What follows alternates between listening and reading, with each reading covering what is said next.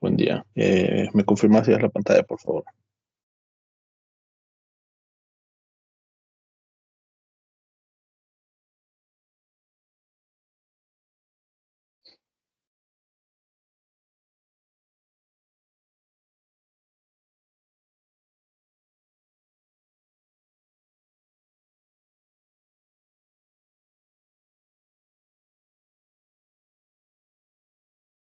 Buenos días, Lexi. Confirmo, aquí está la pantalla. Sí, ok. Entonces, la semana pasada habíamos hablado sobre lo que era la producción más limpia. Y básicamente habíamos dicho que era un sistema de producción que se podría aplicar de forma general a cualquier producto, proceso o servicio que se realizase. Entonces, la producción más limpia surge como esos medios de producción más limpios necesarios para combatir todas las situaciones que miramos en el parcial anterior. Entonces, cada país decide impulsar o no iniciativas que vayan conformes a la producción más limpia. Honduras, a través de la Secretaría de Serna, o más conocida ahora como Mi Ambiente, elaboró una política de producción más limpia que tiene o basada en 5 lineamientos y que en parte financiada por fondos de cooperación ambiental para su ejecución o su diseño. Muy importante que la finalidad que tenía este proyecto, el interno de Honduras, es promover, desarrollar y considerar esta iniciativa, o sea, la producción más limpia, para garantizar la protección ambiental, el bienestar social y el crecimiento económico y la competitividad ambiental. Si observamos ahí están los 3 ejes del desarrollo, ¿verdad? El eje ambiental, el eje social y el eje económico. Viéndolo de esa manera, la producción más limpia es un instrumento que trata de impulsar el desarrollo sostenible. Y muy importante que sea un desafío a largo plazo y que sea sostenible. Recordemos, sostenible nos da la idea de que es una actividad que se puede repetir en el transcurso del tiempo. Entonces se creó el Centro de Producción Más Limpia en 1998 y básicamente tiene la misión de impulsar la implementación de la producción más limpia. Este centro está ubicado en San Pedro Sula. La razón es porque la mayoría de la industria se encuentra en el Valle de Sula, ¿verdad? Entonces es mucho más fácil su operación y traslado si está ubicado cerca de donde están los principales consumidores. Pero recordemos que producción más limpia no es algo que se puede aplicar solo en industria, sino que se puede aplicar tanto en comercio, se puede aplicar aún en hogares. Por ejemplo, el poder separar la basura de aquella que se puede reciclar y otra que no, es una actividad que pertenece a la producción más limpia, pero que se puede hacer a lo interno, ¿verdad? Quizás nosotros no nos beneficiamos, pero los que recolectan la basura, ellos, al solo notar, por ejemplo, que hay plásticos o vidrios u otros elementos, ellos lo separan y después lo entregan a un lugar donde sí se encargan de reciclarlo, ¿verdad? Entonces, es una de las tantas acciones que se pueden hacer al interno de un hogar. Entonces, de las instituciones involucradas, quizás muchas de esas ya no existen tal cual, sino que han cambiado su nombre. Por ejemplo, CERNA, una de ellas, se llama ahora Mi Ambiente, o CERNAM, le agregaron una M. La Secretaría de Industria y Comercio, la Secretaría de Salud, CESAL, la Secretaría de Educación, Agricultura y Ganadería, la SAC, y el Instituto de Conservación de Bosques. Entonces, todo esto, marco institucional del gobierno hondureño es el encargado de impulsar este tipo de medidas de producción más limpia, ¿verdad? De la parte no gubernamental, tenemos el Consejo Hondureño de la Empresa Privada, ciertas asociaciones gremiales, cámaras de comercio, el Centro Nacional de Producción Más Limpia, que mencionábamos que fue creado exclusivamente para esto. Algunas organizaciones no gubernamentales, por ejemplo, hay ONGs que se dedican a implementar o apoyar medidas de desarrollo sostenible y ciertos organismos de cooperación que financian proyectos relacionados. Y muy importante, el otro eje elemental para el desarrollo de la producción más limpia es el sector académico, a través de las universidades, eh, el Comité Interinstitucional de Ciencias Ambientales y los centros de educación superior estatales y privados. Entonces, viendo el último sector, el académico, el principal misión que tiene este sector para impulsar la producción más limpia es el de capacitación y la concientización de la sociedad en general. Una forma en la cual se pueden impulsar varias temáticas es a través de los centros de educación. Y estudios demuestran que entre más menor edad se empiece a abordar una temática, mayor es la probabilidad de éxito que puede tener. Es decir, por ejemplo, si a un niño desde una edad de 6, 7, 8 años se le dice que hay que evitar tener luces encendidas, porque eso es perjudicial para el ambiente. Se ha evidenciado que donde se hace este tipo de campañas, los menores o los niños son los principales encargados de andar apagando luces en las casas, ¿no? Entonces ya al ir creciendo, ya es un hábito que tiene y es un factor de que puede ser de ayuda, ¿verdad? O, por ejemplo, en otros países se ha verificado que eso de apagar regletas que no estén siendo utilizadas ha tenido mayor éxito cuando esta información se pasa a niños, a menores de edad, que cuando se pasa, por ejemplo, a un adulto. Entonces ese es el rol, ¿verdad? Y por ejemplo es una de las razones por las cuales existe esta clase, generar conciencia y de proveer de ciertas implementaciones o consejos que se puede aplicar para ayudar a reducir los efectos que genera la contaminación, y en especial la contaminación del ambiente que genera el cambio climático.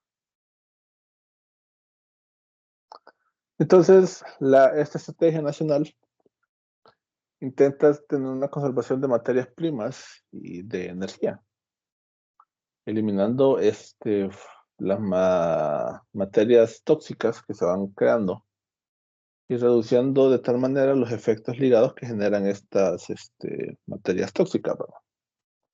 Por ejemplo, la semana pasada mencionábamos de una empresa que se dedicaba a elaborar tostones en Choloma, creo que es. Esta empresa generaba aproximadamente diario alrededor de 2 o 3 toneladas diarias solo de la concha.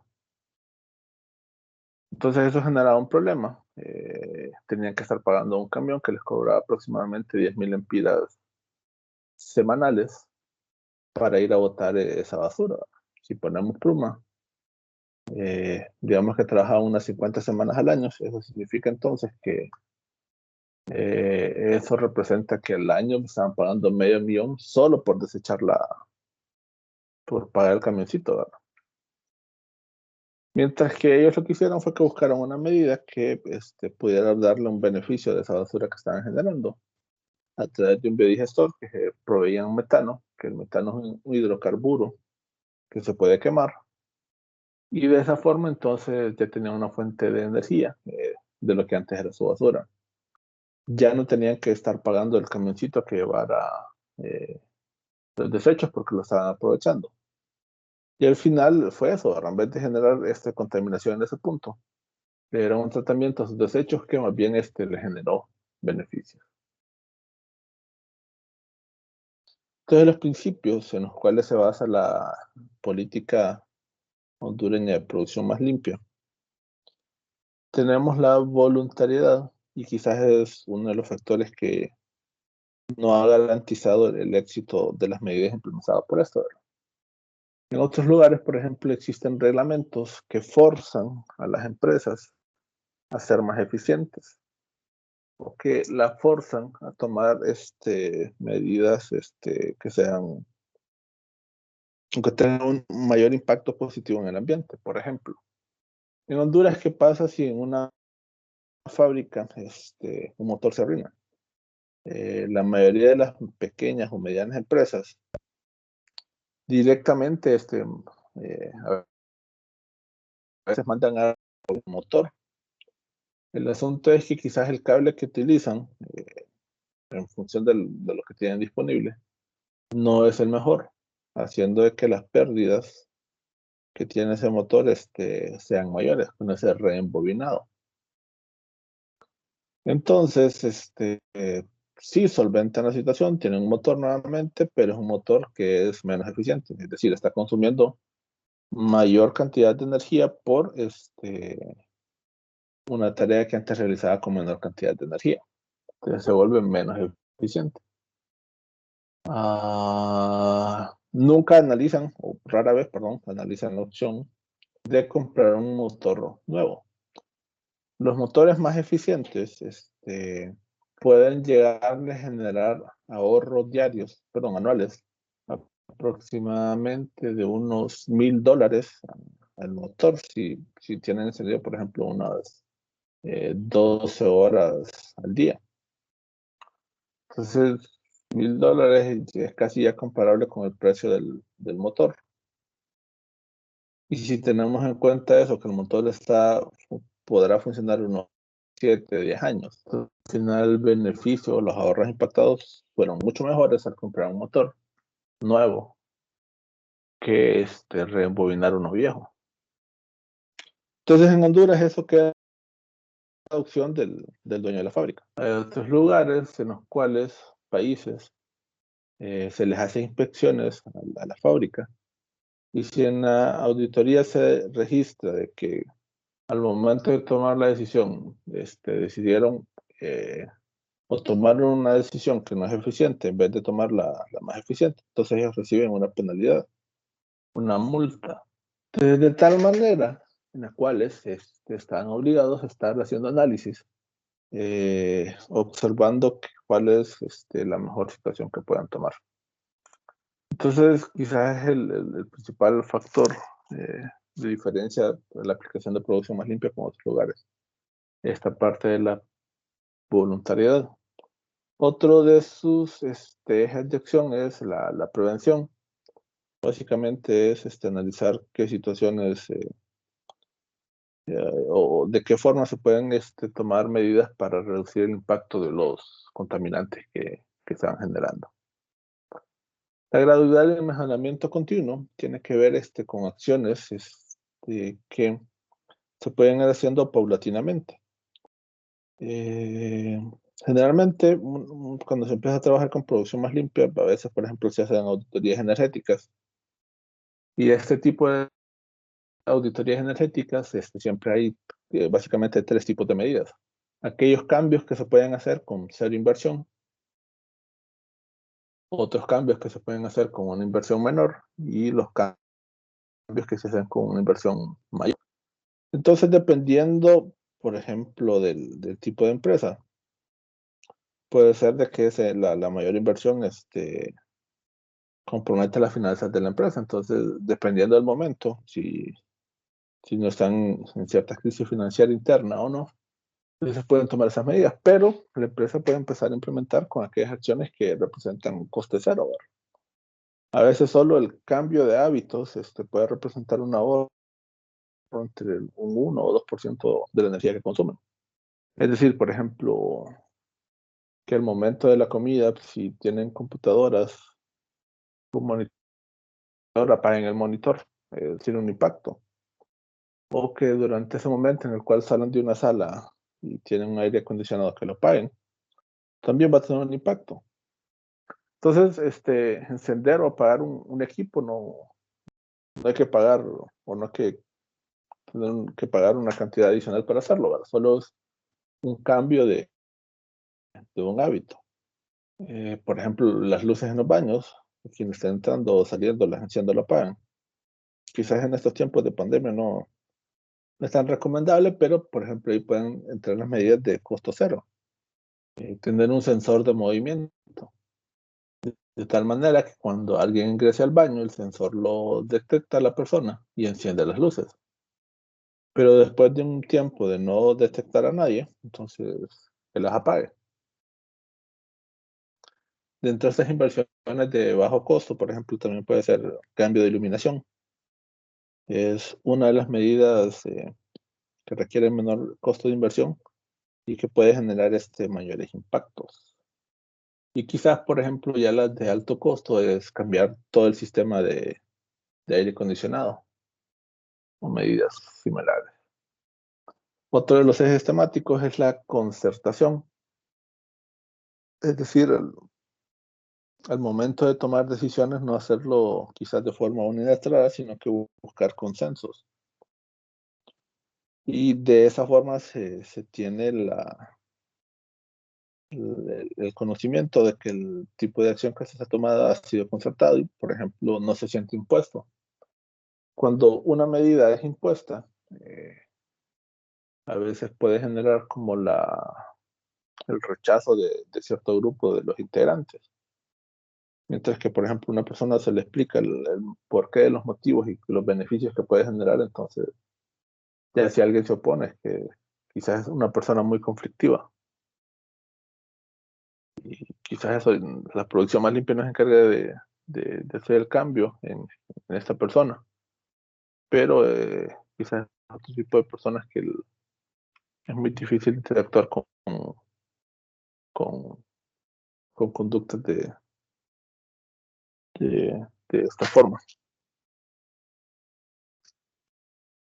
Y el último eje son la integralidad, o sea que se va haciendo de tal manera de que sea estable y continuo, de tal forma de que por completo se logre abarcar a todos los sectores y relacionados con la empresa en la cual se está implementando, el comercio o la casa.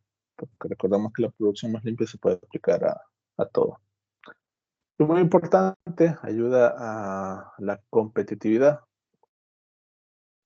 teniendo un desarrollo de ambiente productivo y de servicios. En Honduras existe una productora de semillas de, ¿cómo? Ahí, no, semillas de, no me acuerdo muy bien, son unas semillas bastante grandes, está en el sur. Y generalmente es una semilla que está en el exterior de la fruta. El rollo es que ellos exportan toda su producción a Europa, principalmente a Alemania. Y, por ejemplo, uno de los factores que ayudan a que sus productos sean vendidos es que todos sus procesos eh, tienen una certificación de producción más limpia. Entonces, por ejemplo, solo con el hecho de que las cajas en las cuales lo están enviando sean reciclables, es un punto que le genera mayores ganancias. Es cierto, tiene un mayor costo, pero al final, si se mira desde el punto de vista del empresario, que está bien, pago un poco más por esto, pero voy a recibir mayor cantidad de lo que estoy pagando. Entonces, aunque se pague más, pero si me están pagando mucho más de lo que estoy gastando además, entonces es una oportunidad para ganar todo, ¿verdad? Entonces, las medidas de implementación de producción más limpia nos ayudan a identificar esta. Exacto, semilla marrón, tienes razón.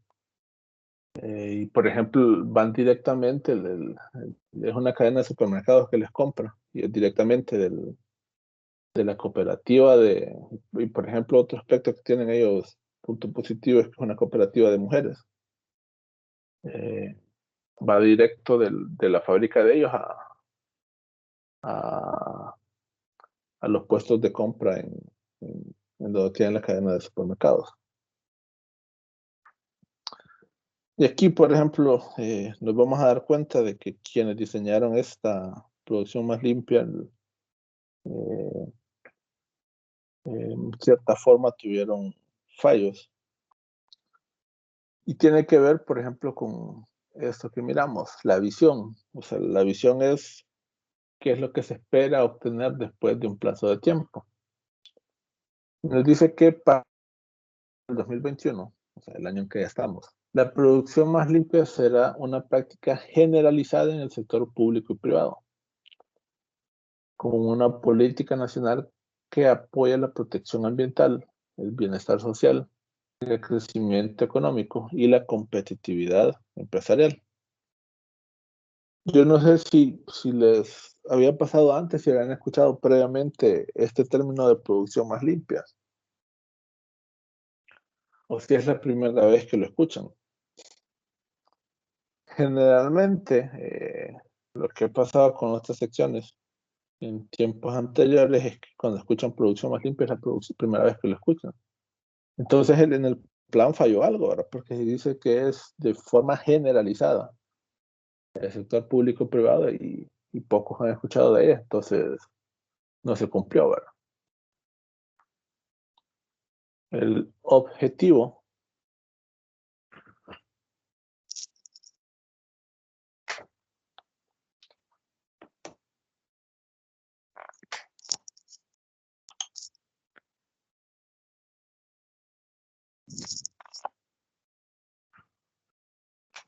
el objetivo de la producción más limpia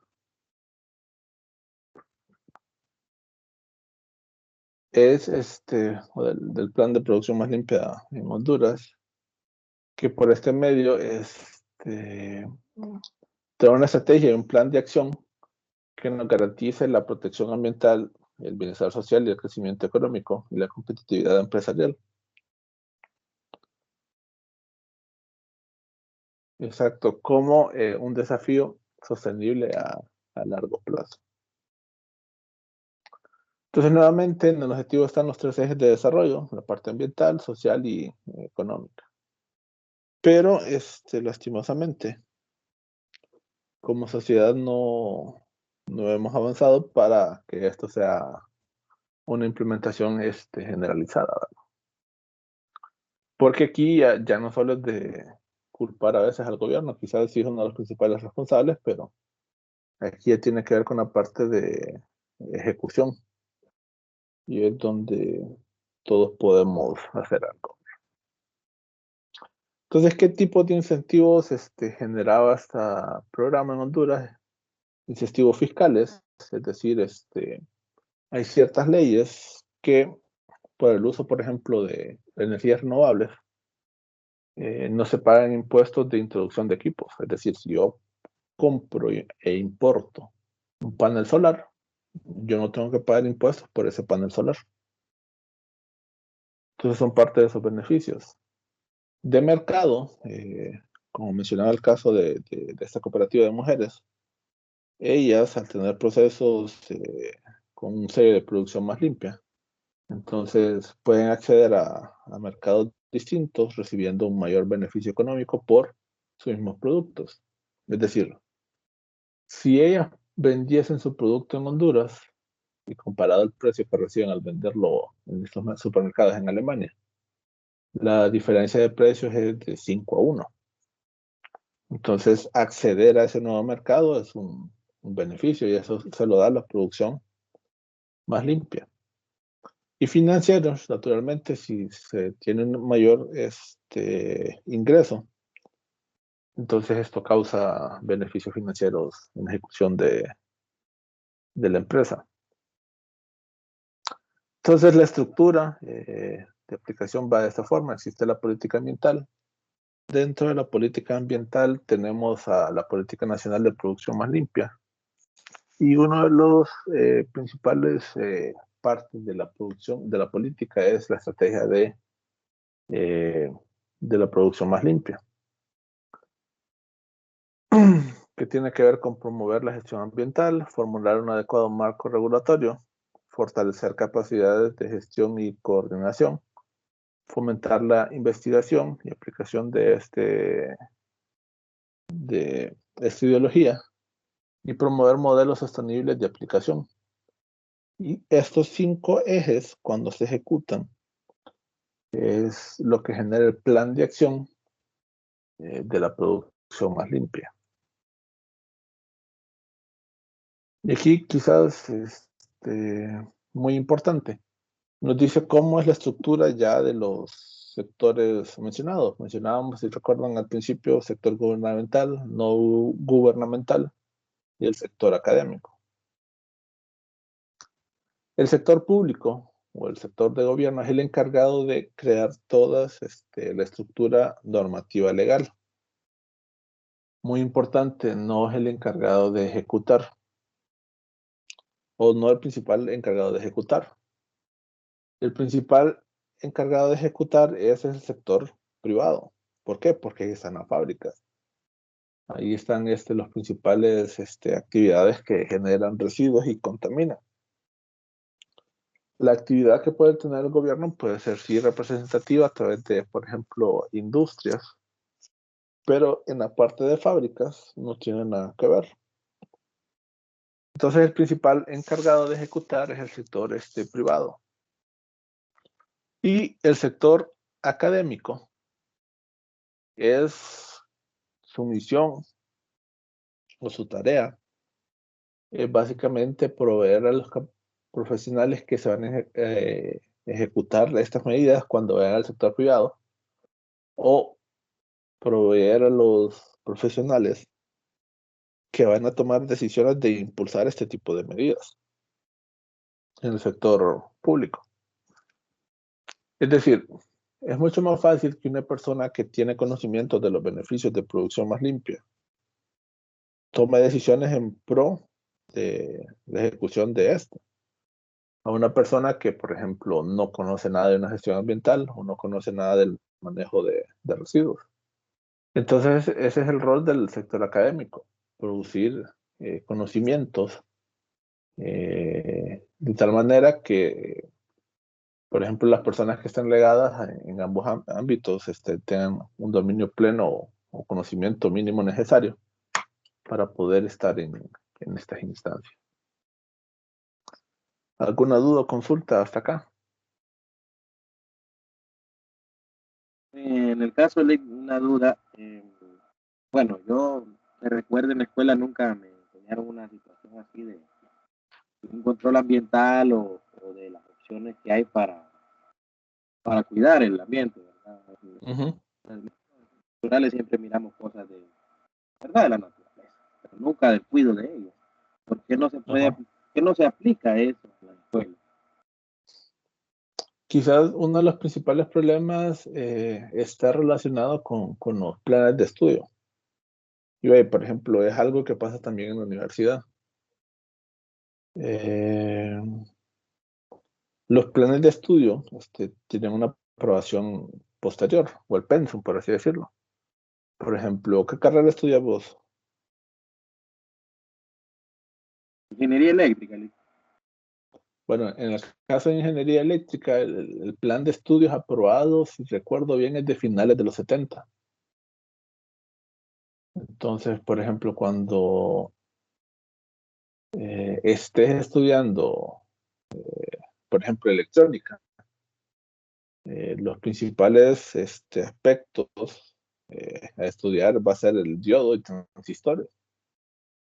Pero en la actualidad, por ejemplo, abrís un circuito integrado o la plaquita de los nuevos aparatos y todos son circuitos integrados, ya no son componentes. En los 70 sí era importante saber, por ejemplo, la función de cada transistor. Si era un amplificador de voltaje, un amplificador de corriente, o tenía otra función de regulador en algunos casos. Saber identificar condiciones para saturar o no un transistor. En la actualidad no. Sirve el conocimiento para saber cómo opera, ¿verdad? Pero las personas o profesionales que están en el campo laboral ahora desempeñándose en esta función no vuelven a ver nada relacionado con transistores. Entonces, al no actualizarse los planes de estudio, uno como docente lo que tiene que hacer es, por ejemplo, busca el sílabus. El sílabus me dice exactamente la temática que se tiene que enseñar por parcial. Entonces, si el sílabus está en función de la información de los 70, en los 70 no había este manejo ambiental, ¿verdad? Y muy probablemente ocurre lo mismo, por ejemplo, con escuelas y colegios. Un docente rara vez va a enseñar algo que esté fuera del contenido o del pensum que tiene que proporcionar. ¿Por qué? Porque dependiendo de su supervisor puede ser esto bien visto o no, ¿verdad? O a veces también es porque los materiales no están elaborados para dar estos nuevos temas y como docente se tiene que empezar desde cero para capacitarse y desarrollar materiales didácticos para impartir la clase, ¿verdad? Entonces es una combinación de ambos casos. Por ejemplo, recientemente en la Secretaría de Educación se está intentando incluir en el pensum académico de todas las personas o niños que existen en escuelas temas relacionados, por ejemplo, a eficiencia energética o temas relacionados, por ejemplo, al aprovechamiento de energías renovables o manejo ambiental. Entonces, hasta que esto sea modificado o sea incluido, es que se va a empezar a ver en, en las escuelas. De lo contrario, no se va a seguir con la misma educación. Y quizás ya es un proceso que deberíamos de evaluar como sociedad de qué tan beneficioso es al final para la sociedad, ¿verdad? Si tenemos una temática nueva que ha salido, por ejemplo, algo que ahorita tiene un gran bullas es los procesos de digitalización en actividades, a lo que se conoce como la cuarta revolución industrial. Y hay un tema de seguridad que es el blockchain, pero que muy pocas, por ejemplo, instituciones de educación están abarcando. Pero al final, ¿qué produce? Los centros a veces producen profesionales que tienen la tecnología de hace unas 4 décadas atrás, ¿verdad? Entonces, si esta persona no ha decidido leer o solo se queda con lo que le enseñaron en el lugar donde estudió, probablemente no, al ver o comparar la competitividad con, con profesionales externos, entonces probablemente va a estar en desventaja, ¿verdad?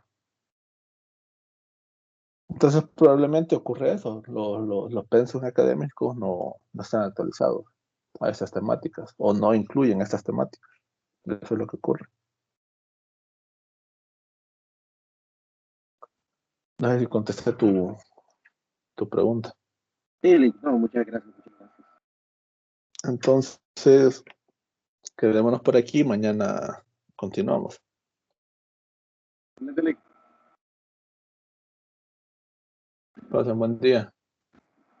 Igual, igual.